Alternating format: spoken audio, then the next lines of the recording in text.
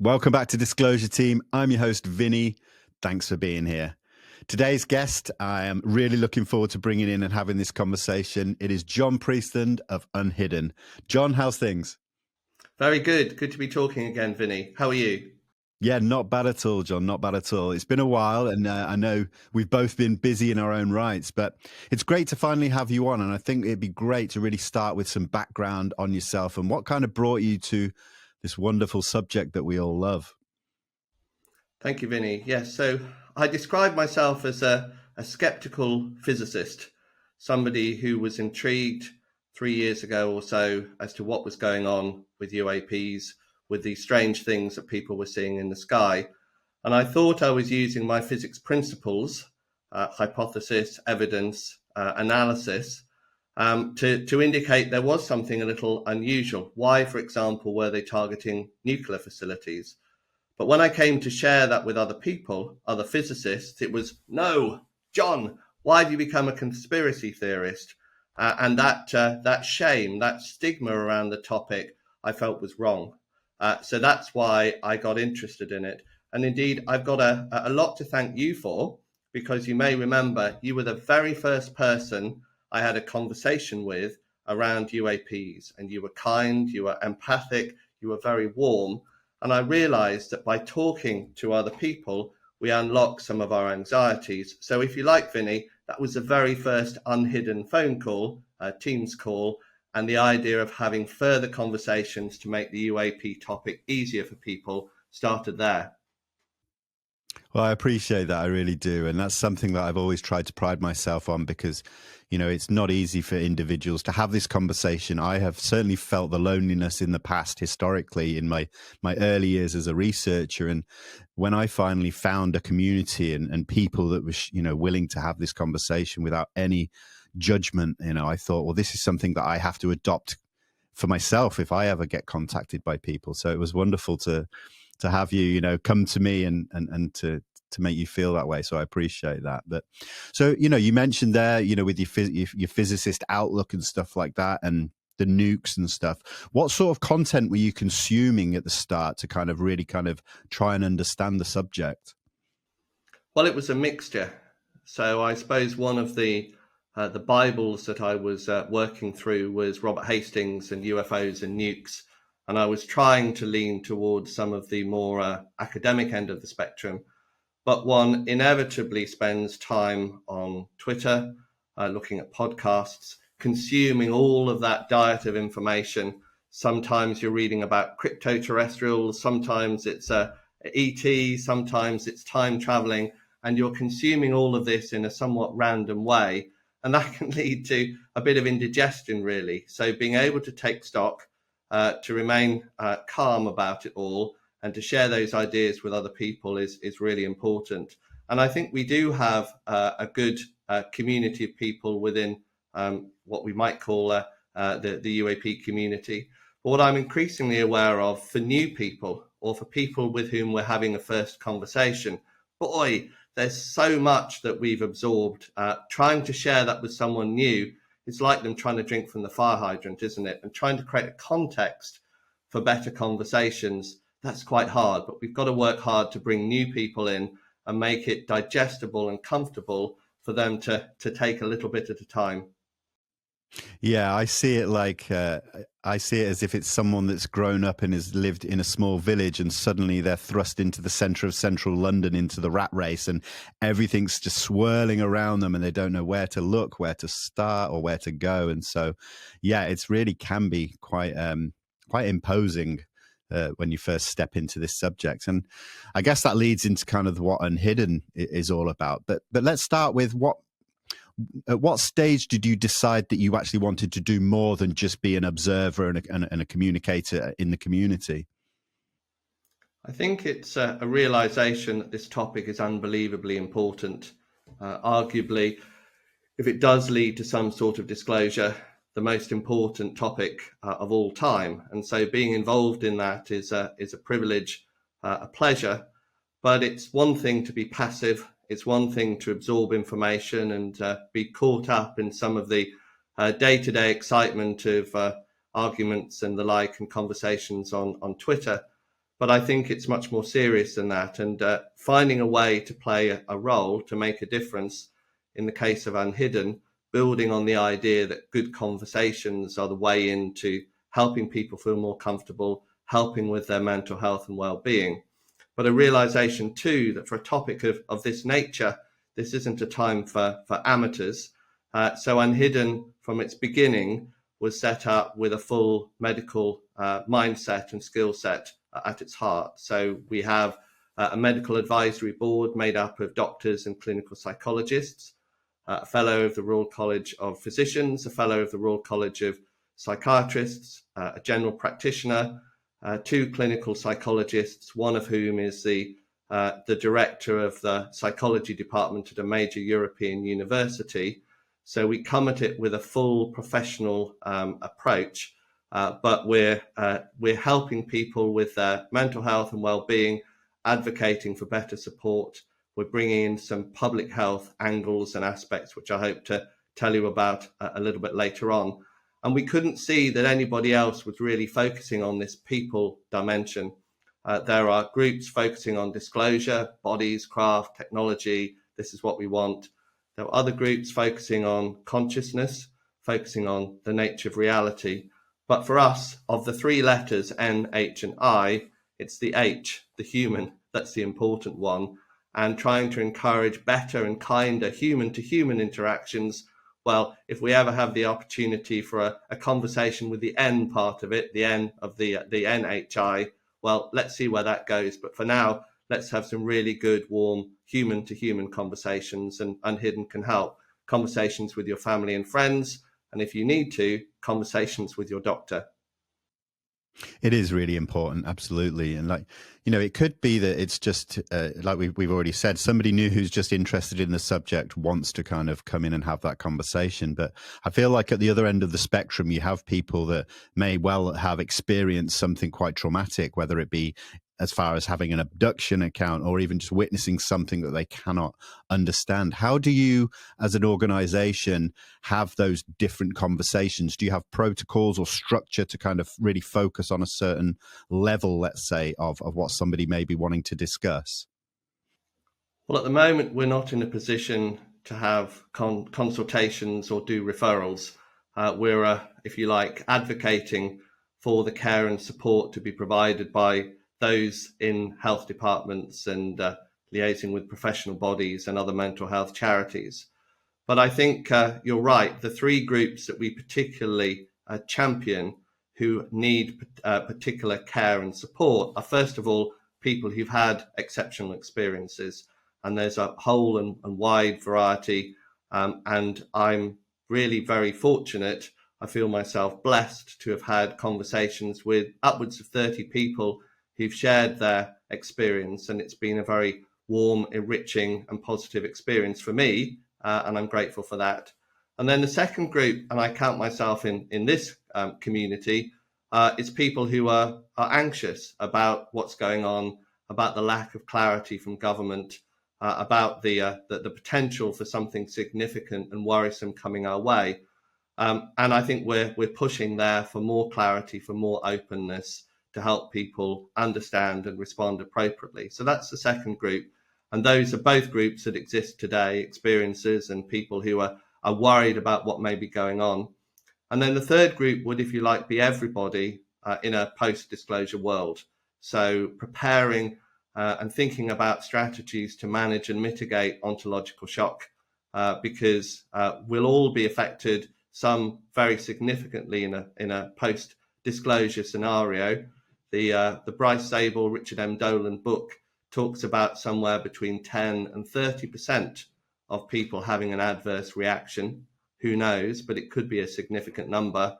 Multiply that up by number of people in the UK or the number of people in North America. That's a huge number of people affected and a very large and challenging amount of support to be able to provide. So those are the three groups, two of them pre-disclosure and one potentially post-disclosure. Yeah, I think what I've found really interesting in having conversations with people in similar situations is that sometimes we may assume that it's a cultural thing, like certain cultures may be affected differently than others, or different countries maybe. But what I've found is that it's actually really individual. You may have two people, let's say, who live next door to each other. One person's like, oh, but I've still got to go to work tomorrow, as if nothing happened if we get disclosure. And the next person is like, why do I need to work anymore? The whole world is changing. And you've got these two contrasting things between people that are next to each other. I've discovered that quite a lot. And that's what I find really kind of, that's why we need this kind of thing, because it's going to be really explosive for certain people. So how have you managed? I mean, you've obviously got these wonderful health professionals on board, but what about the bigger picture with the health bodies, especially in the UK? Have you contacted them to try and get them on board? And if so, what kind of responses have you been getting? We've definitely made some progress in that direction in the last few months. In July, we convened a meeting at the Royal Society of Medicine, to which we invited health providers, professional bodies, and other mental health charities. And they certainly didn't all come, but they didn't all decline the invitation either. So we were able to share the challenge and get really interesting input from all of those types of professional. And that was able to push us in the direction of a research program based around a public health model. A public health model akin to how one responds to a pandemic, be it COVID or influenza. And the typical public health response is based around three layers. There's the primary layer, which is the well population and how you immunize or desensitize. The second layer is the at-risk population. You need to establish who is at risk and how you might have particular strategies or interventions for them. And then the third, the top layer, is when the pandemic hits. So in our case, that would be in a post-disclosure situation where you need to treat or you need to care for people affected. And the reason I mentioned that is that input very much came from some of those external organizations contributing to that discussion. And one of the 7 research projects, the ideas for further research that came out of that, was a research project around psychologists going and doing work to establish which groups are going to be most likely affected. Is it going to be by religious belief or demographic or personality type or level or type of education, whatever it might be?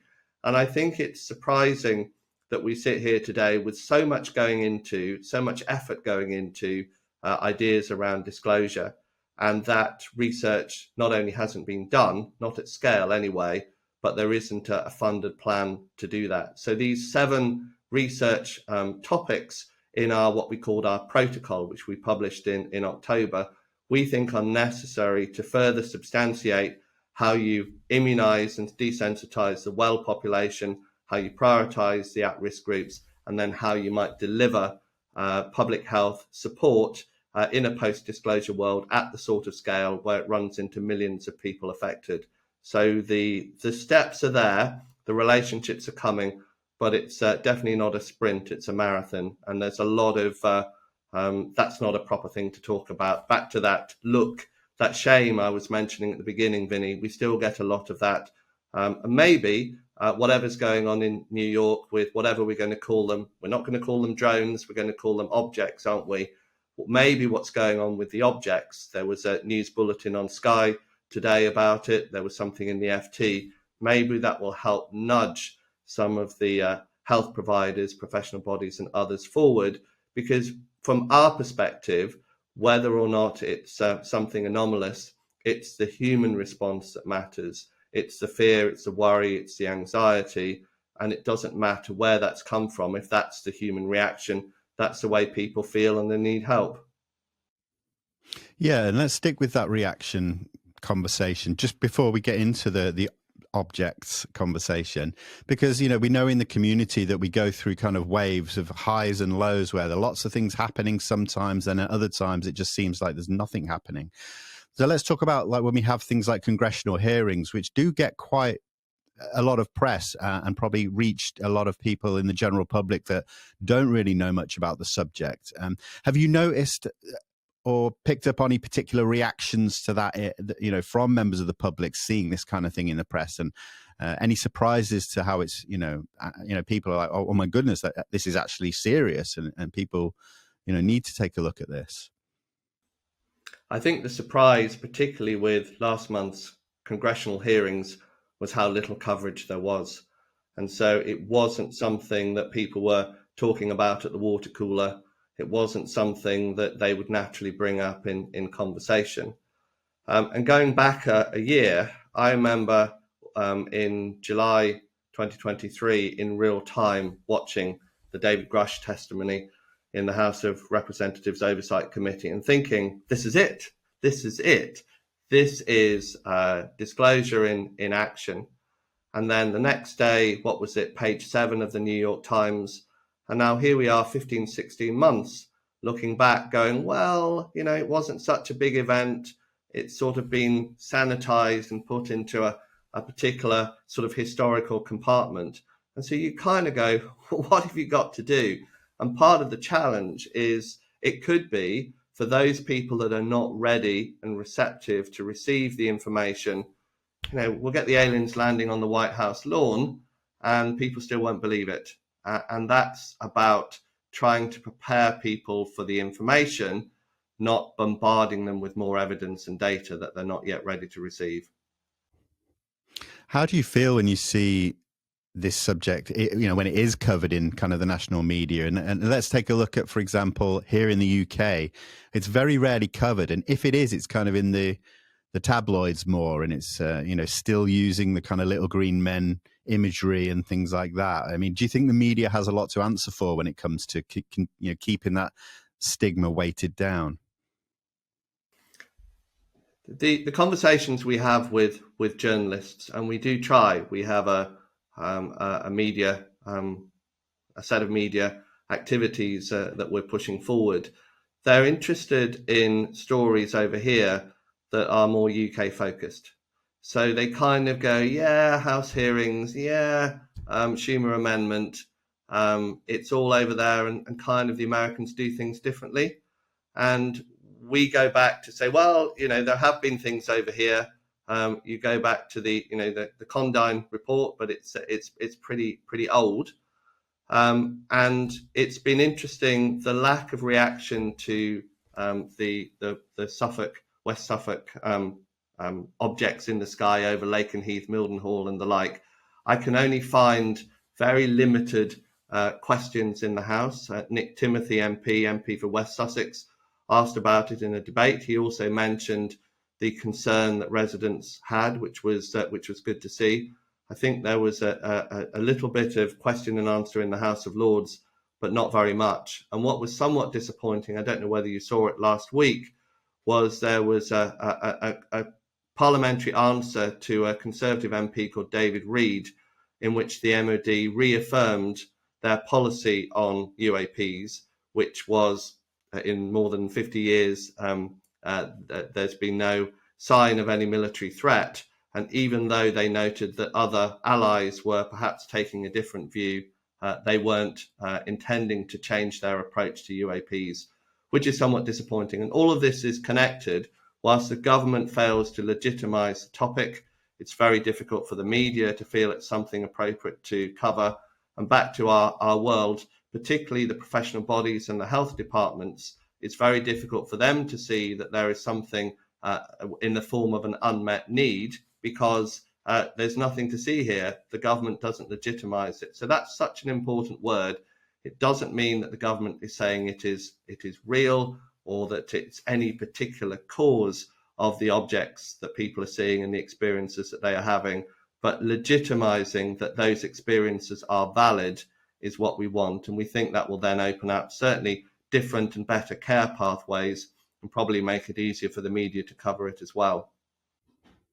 Yeah, it does feel frustrating when we get these very boilerplate responses from the Ministry of Defence. It just certainly seems like we're just not moving forward whatsoever here in this country. But let's get to this objects conversation, because it seemed to start this year, a few weeks ago, over these military bases in the UK. And how did you see the reaction to that? Because there's such little information that was coming out that I felt like it really stoked the fire as far as conspiracy theories started to come, and these mixed reactions of, is this a threat? Is it a threat to, our military? Is it a threat to us as individuals? I mean, this threat narrative has been bandied about now for quite some time, and that must be quite concerning. I absolutely agree. And I think it would not take much for governments to edge forward a little bit, to say a little bit more, and to close off some of the vacuum of the conspiracy theories. Now, we at uNHIdden absolutely understand the need for national security and not providing information that could be of benefit to an enemy. But there must be more things that can be said, and maybe more of a partial or limited answer is better than no answer at all. And what is it? Is it 44,000 people are now part of a Facebook group, New Jersey Mystery Drones? And that lends itself, or at least it opens the possibility of what might we call them, malign influencers who are going to stoke the fires of worry and anxiety. And my doctor colleagues tell me that the way in which we're programmed, the way in which our brains are programmed as human beings, is that we naturally have a flight or fight response. And these low-level threats are actually really difficult because they turn on that part of the brain. And it's quite difficult to turn that part of the brain off without doing one or other of those, without doing the action, the flight or the fight. So these low-level threats, in some ways, where people don't know what to do, if there's a tidal wave coming, I get to high ground. If there's a tiger escape from the zoo, I close my doors and lock my windows. But with this, with drones over objects over people's heads in the sky, see what I did there? What do I do? And that leads to unhealthy and unhelpful actions like that constant doom scrolling. I remember that from the early days of COVID-19, when it's just going on and on and on, trying to find more information, even when the information isn't there, to try and deal with that anxiety. And governments could step forward, as I say, and say rather more. And when they do speak, it needs to be in a timely way, and it needs to be in a consistent way. There have been a couple of senators recently. I think there was a Senator Moran today who said something like, I can't talk about that. So some of the responses from people in positions of power, where they're giving limited or effectively non-answers, that just raises the level of anxiety a little bit. So clarity and timely communication where we can. We understand that they can't share everything with us, and consistency. And I also would just say body language is really important. I went back and watched the Homeland Security Committee on Tuesday, and then there was John Kirby both at the White House on Wednesday, and then in that rather gruesome Fox News interview on Thursday. And what is it? 74% of human communication is non-verbal. It's the body language, it's the breath. And going back particularly for the Homeland Security Committee, the Assistant Director of the FBI, his body language was not comfortable, even if what he was saying was trying to be reassuring. So the communications has to be very consistent, because we as humans, we're quite good at reading other humans in terms of their micro expressions. And I don't need a forward-looking infrared radar or a special F-15 fighter system to know when somebody's uncomfortable. So the communication needs to be timely, it needs to be appropriate, and hopefully delivered with a genuine and reassuring set of body language type dynamics, as well as somebody just reading from a script. So they need to get on the program, don't they? Yeah, I mean, it really does. We see this disconnect. It's clear that the military branches, the intelligence community, even the White House and the press corps are not really talking to one another, because we've had conflicting and contradictory statements being made. And it almost felt with, like, I think one of the John Kirby pressers was that he was gaslighting the community. It was almost making out that it was mass hysteria. And I mean, I think it's their job to kind of to brush that aside and make us feel better by giving us certain pieces of information. And it just seems that they don't want to, or are they really that much in the dark that they can't? I mean, this is what's, I think, is perpetuating these conspiracy theories, is that absolute lack of information. I find no wonder people are going to try and come to their own conclusions to almost to make themselves feel comfortable and to understand it. And I've never seen it this bad before. So it's quite shocking. It is shocking, and I think it's very important. And one of the things I think it'd be worth sharing is one of the presentations, or a little summary of one of the presentations from the Seoul Symposium. So there was an Ohio State University political scientist called Dr. Alexander Wendt, who's the author of a 2008 paper called Sovereignty in the UFO. And he gave a presentation which was called UAPs and Human Security.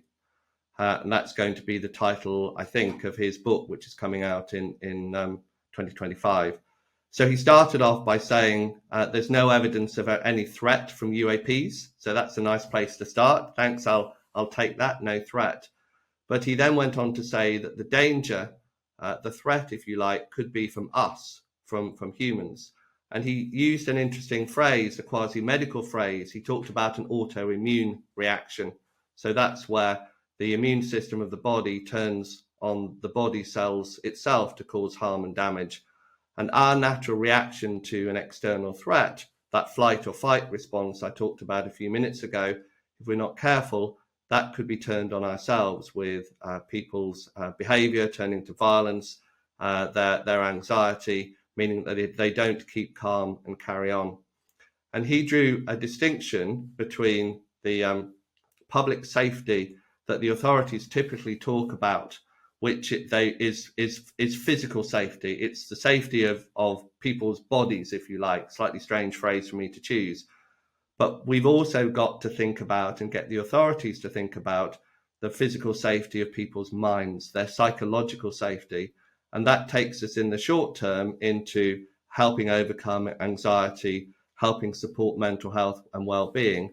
And in the medium and longer term, we're into the world of ontological security around people's sense of self, people's level of confidence that the world is as it is and is staying as it is.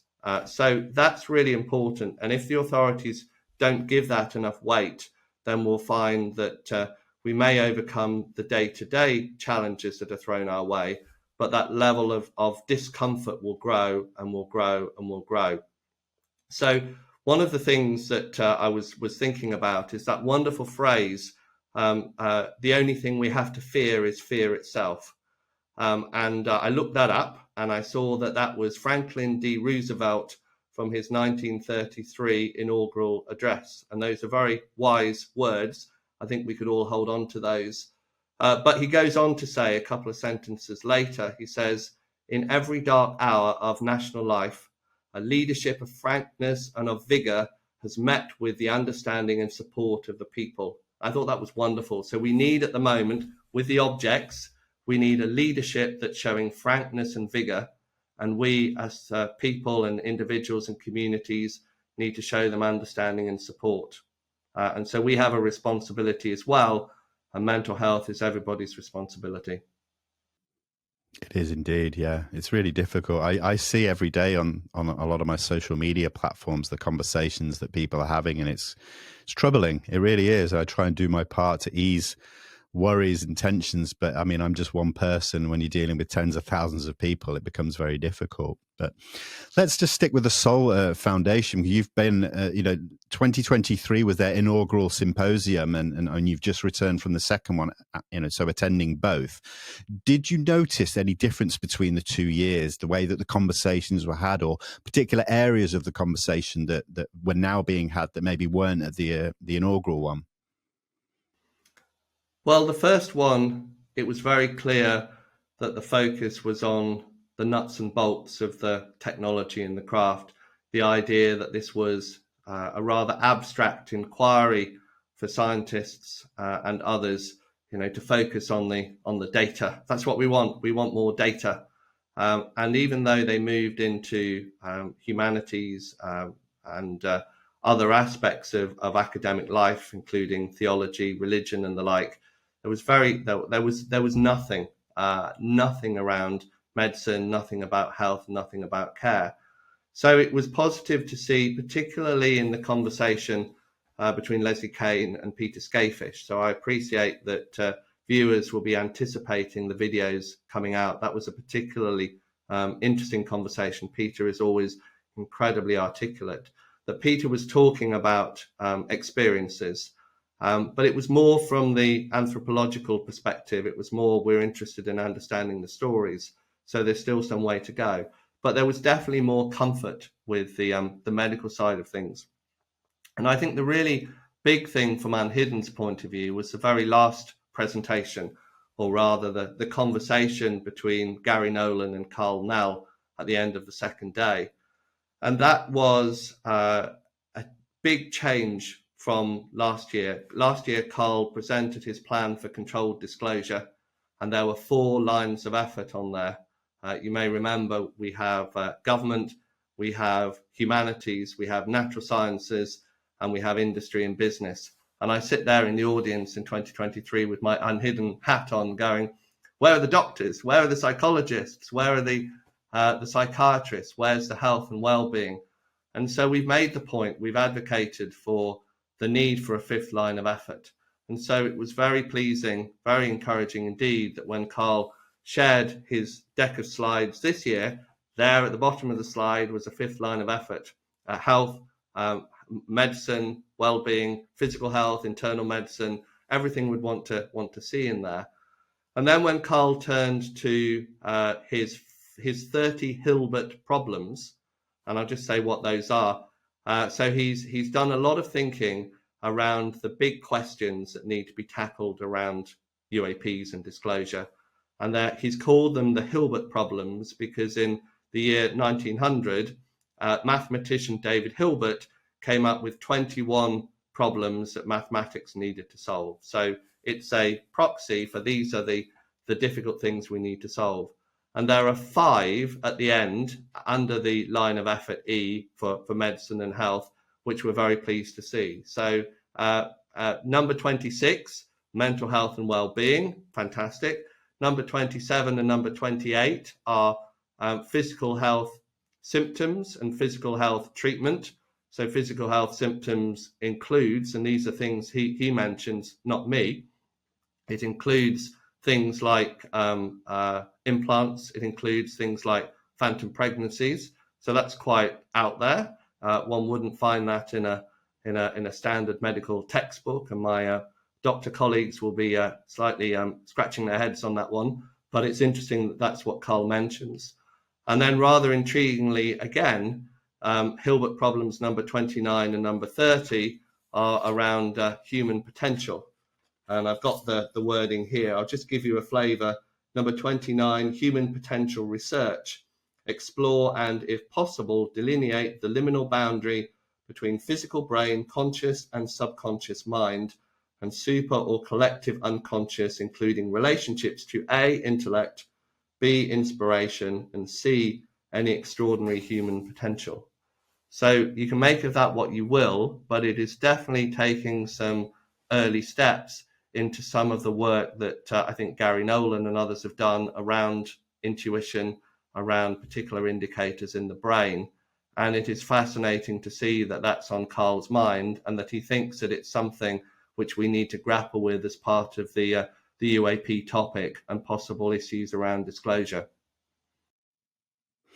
Just sticking with Carnell, he was, I think, one of the first individuals to really talk about this controlled disclosure versus catastrophic disclosure. And since that was first kind of brought up, I think last year, I've seen a lot of people say, well, I really want catastrophic disclosure because that means we get all the answers now. I don't want to have to wait for it to be drip fed to us. But, you know, the way I see it, I think a controlled disclosure plan makes the most sense. How do we kind of have that conversation with people and try and make them understand that it may seem like it's a good idea to just suddenly have all the information, but surely, you know, it's not.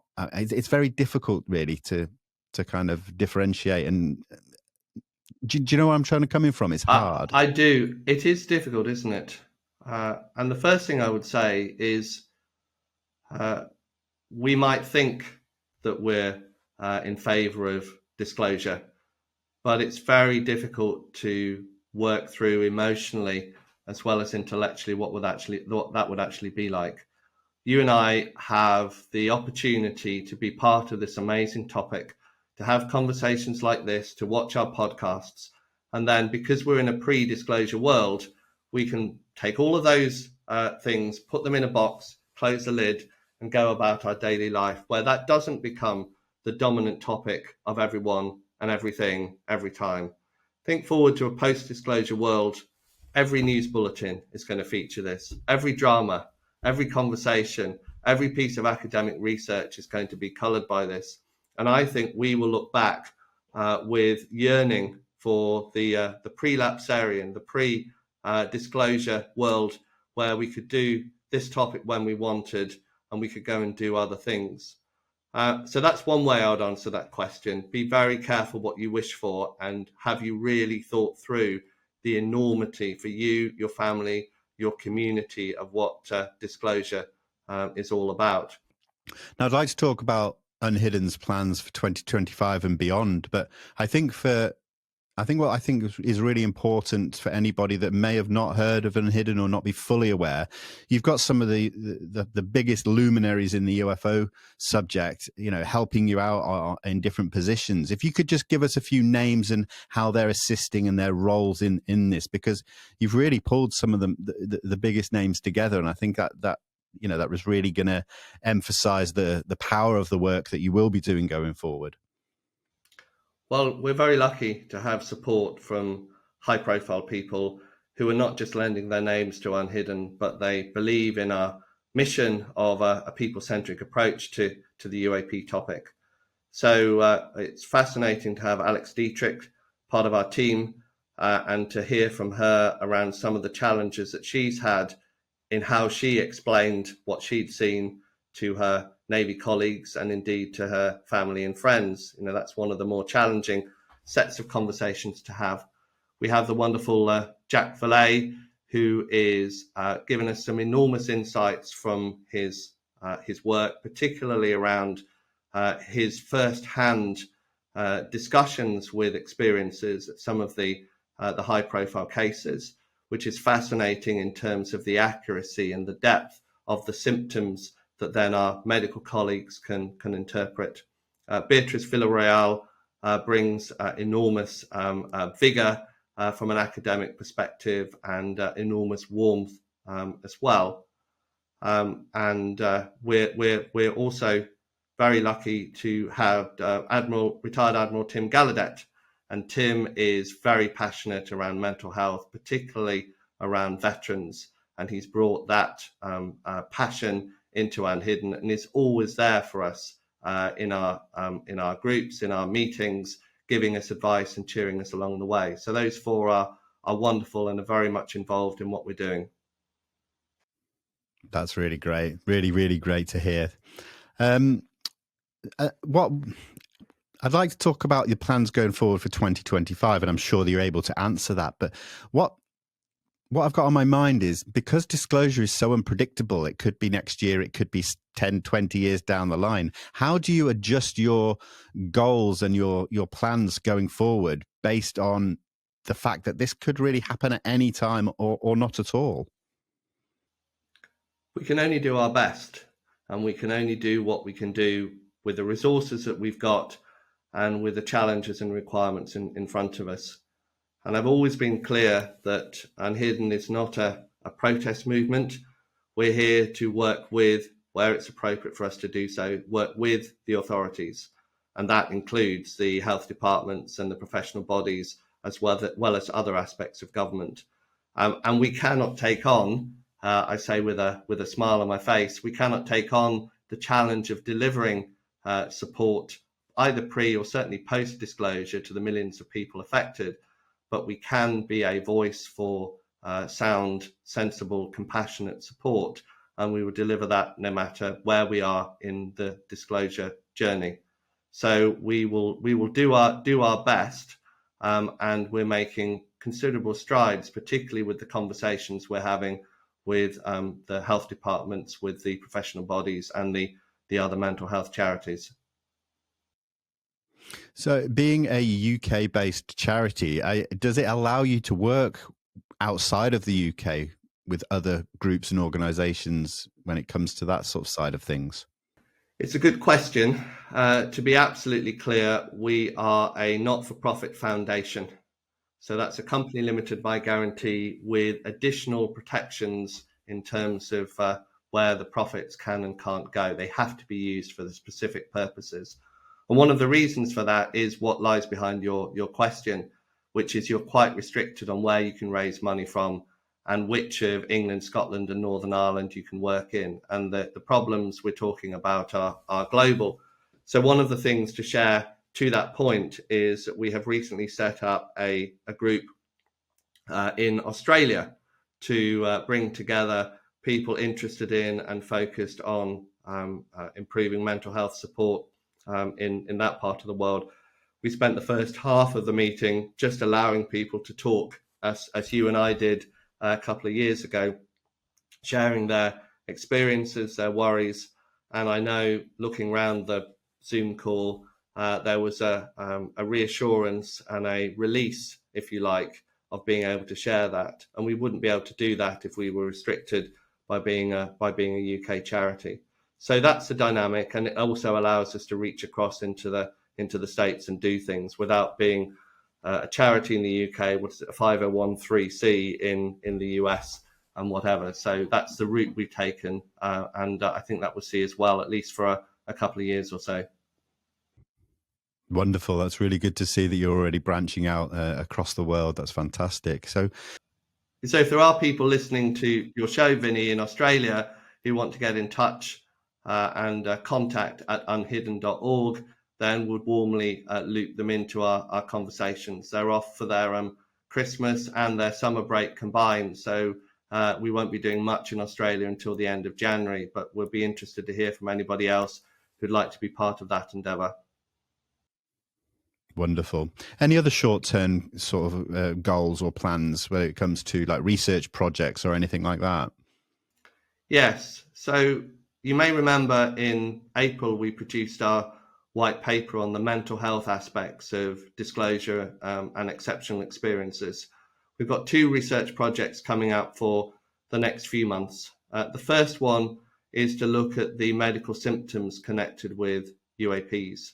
So an analysis of the major UAP sightings and what has occurred in terms of things like missing time, sleep deprivation, some possible radiological, dermatological symptoms, try and pull that together, but also probably a recognition of how limited civilian doctors' information as to how to respond to an incident of that sort of nature actually is. So that's the first project for Q1.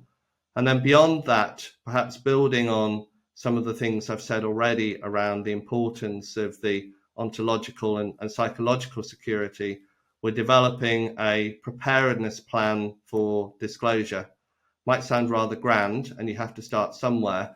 It's taking the research we did in October around the development of the protocol and this 3-layer public health model, and trying to turn that into a set of suggestions for the way in which government can help with the well population before disclosure, with the at-risk groups, and with the need for treatment and support at scale in a post-disclosure world. When I used to be a civil servant at the Cabinet Office, I was very well aware that white papers were statements of government policy. There were green papers, which were consultation documents, and then there was a sort of a hybrid, which we used to talk about, white papers with green edges. And this preparedness plan will be very much at the green end of this for consultation. Here is a go. Here is an attempt for a group bringing together academics from the UK and the States. So we've got quite a team coming together to support this from a range of disciplines, but an attempt to put down as a first cut of what a preparedness plan might look like, and then getting it out to governments and other aspects of the authorities and saying, what do you make of this? And then in 2026, we'll have another go and produce a better version. Don't let the best be the enemy of the good. If we can come up with something useful in 25, we can only make it better as it goes forward. And how can the general public help or get involved in any way, shape or form with uNHIdden? Well, we're always interested in people who are supporting a compassionate approach to the UAP topic. So please do get in touch and say you're interested in our work. If you're an experiencer or you've got a particular story to tell, that's very interesting and useful to hear. But everybody has a story to tell when they come to this topic.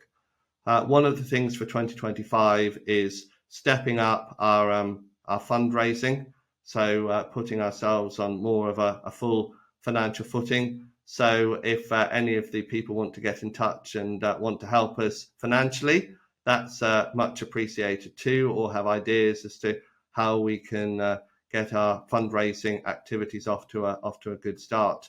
But keep an eye on the website. We're pretty active on Twitter and LinkedIn.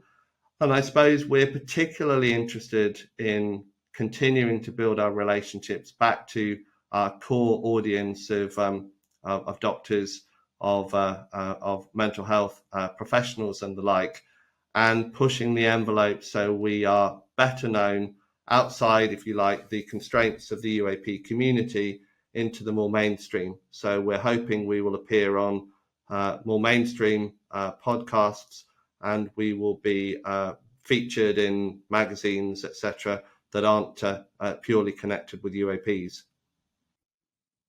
Well, John, I will make sure that all of the relevant links for people to come and learn more are in the description of this video. But before I let you go, John, please, I'm going to open up the floor to you for any final thoughts or words that you'd like to convey.